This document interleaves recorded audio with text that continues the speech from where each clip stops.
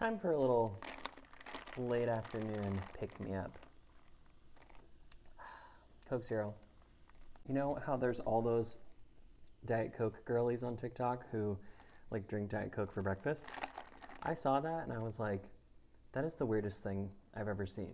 I feel that way when it comes to drinking it in the morning, but in general, I would consider myself a Diet Coke girly, but actually Coke Zero, because Diet Coke is not where it's at.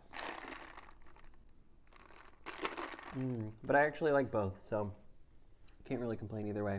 You know, one thing I was thinking about recently is the hook for a video doesn't have to be verbal. It can be visual. And as a photographer, that's actually something that's really important to realize.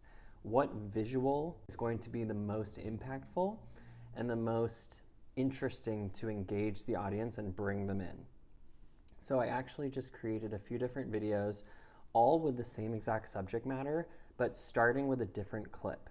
And it's been interesting to kind of see which one has gotten the most attention depending on what image was first. You know, sometimes the intro of your video might be a little bit too long. Sometimes it might not be the most interesting clip. It might be starting with something that's a little bit more mundane and then building to something that's more interesting.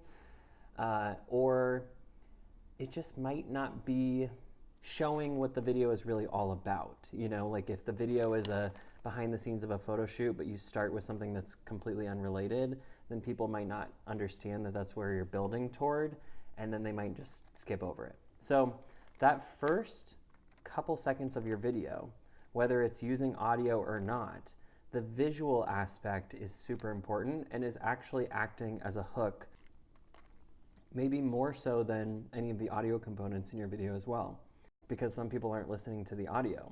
So just thought I would share that. It's been interesting to see how using different visual hooks at the beginning of videos has made a big difference. Cheers.